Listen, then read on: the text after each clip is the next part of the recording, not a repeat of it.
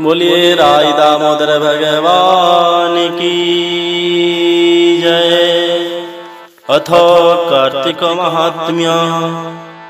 ओम शुक्लांबरधरं विष्णुं शशिवर्णं चतुर्भुजं प्रसन्नवदनं ध्यायेत् सर्वविघ्नोपशान्तये।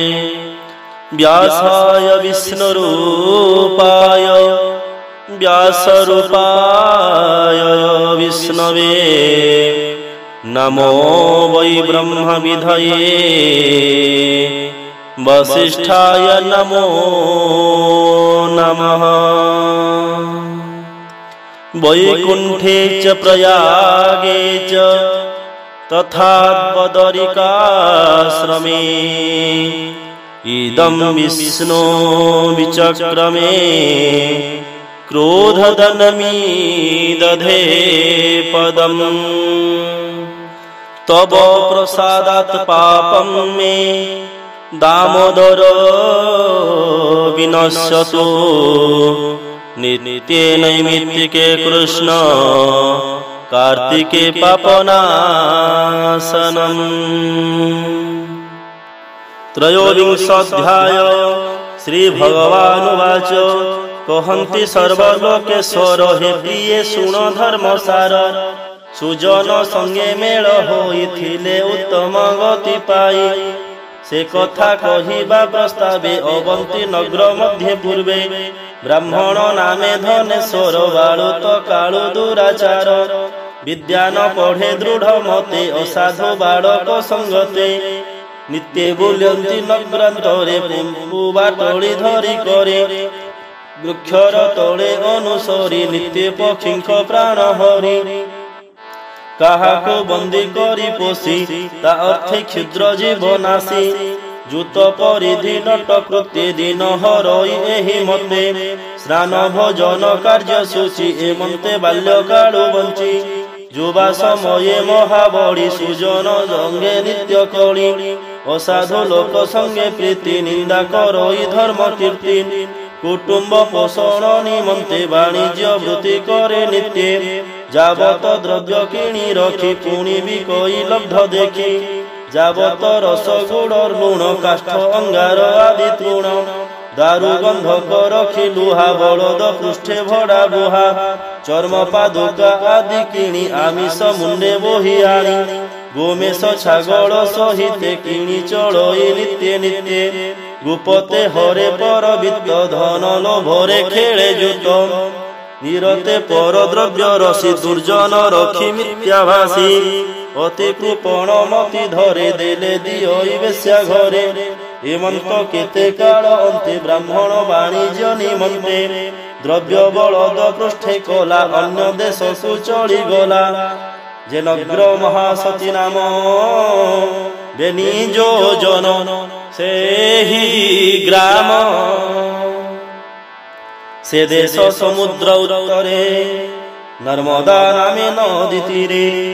निर्मल स्वाद शीत पानी स्नाने सकल शुभदानी।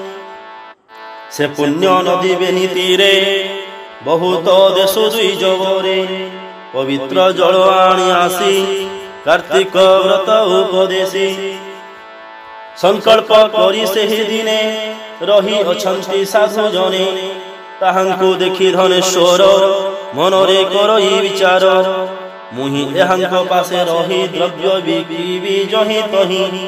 एमंत विचारी मनरे आश्रम कला नदी तीरे। ग्राम गोष्ठे निज वास समर्थ गोपालंक पास। विप्रंक मध्य गृह रची सौदा द्रव्य तहि संची। नित्य करई बिका किणा लब्ध पाई से पुरुणा। विप्रंक नित्याचार देखी आनंदे हेउथाए सुखी। से धर्म दत्तन प्रमाणी खेल कौतुक प्राय मणि। विप्रंक प्रातः स्नान विधि प्रमाण अष्ट कर्म सिद्धि। संध्या तर्पण अबालोक ऋचक पूरक कुंभक आसन पदासन जप। नाना प्रकारे विष्णु रूप पवित्र आसने बसाई पूजई धूप दीप देई। गंध चंदन पुष्पमाल निवेशी नैवेद्य जल तुलसी वृक्ष मूले स्थापी विप्रे पूजन्ति विश्वरूपी एहि षोडश उपचार देखि आनंद धनेश्वर निगम शास्त्र इतिहास न बुझी अर्थ उपदेश केवल से संस्कृत वाणी आनंद हेउथाए शुणी आपणे नित्य प्रातः काले स्नान करई शीत जले रंधन करी अन्न भुंजी विप्रंक कर्म मन हेजी व्यापार अर्थे बुली जाए कार्तिक कृत्य देखुथाई दिन को दिन जेते रीति करन्ते पुण्य मासे व्रती एवंत मासक संपूर्णे कार्तिक व्रत उद्यापने बहुत उत्सव व्यवहारे विष्णु पूजिले नदी तीरे कृष्ण चरित गीत गाई रजनी उजागर होई दीप बसाई गुआघ्रते विविध वाद्य नृत्य गीते तुलसी वृक्षारोहणे पूजिले लक्ष्मी नारायणे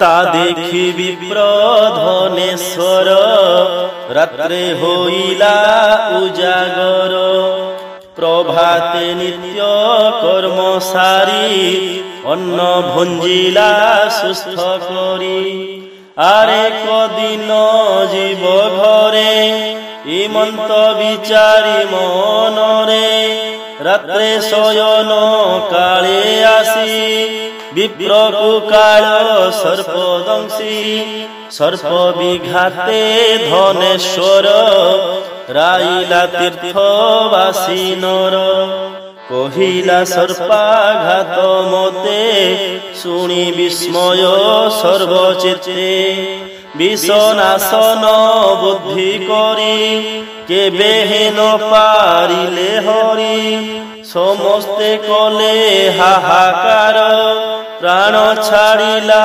धनेश्वर तार निकटे जेते थिले पिंड को अग्नि दाह कले आत्मा को धरी जमदूते निबंधे बांधिले तुरीते प्रेत स्वरूप पिंड देई जातना पथे घेनी जाई अनेक माड़ मारी बाटे जष्टि पाषाणे कंका छाटे गलारे चर्म फास देई तप्त अंगरे घोषराई अनेक दुख ताकु देले जम छामुरे नहीं हेले चित्रगुप्त ताकु देखी रकत वर्ण करी आखी विप्र को चाहिए निजने बहुत धिक्कार वचने अनेक गाली देई ताकु जमजे बोलोई मंत्री को ए करी अछि कि पाप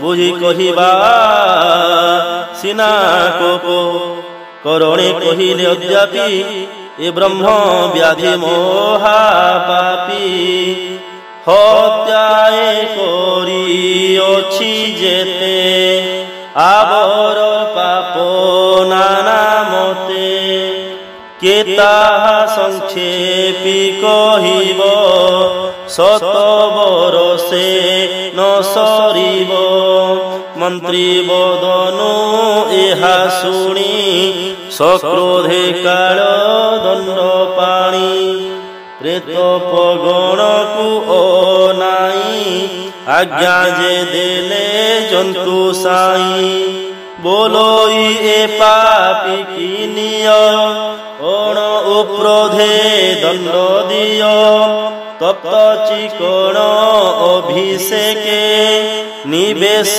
नेई कुंभी पाके इमंत वाक्य दूते शुणी धनेश्वर को धरी आनी दंड मंड जे देले नेई विप्र कंपई भय पाई कहई महादेव दास उद्धर जगत निवास इति श्री पद्म पुराणे उत्तरखंडे कार्तिक महात्म्ये धनेश्वर विप्रचरिते नाम त्रयोविंशोऽध्यायः।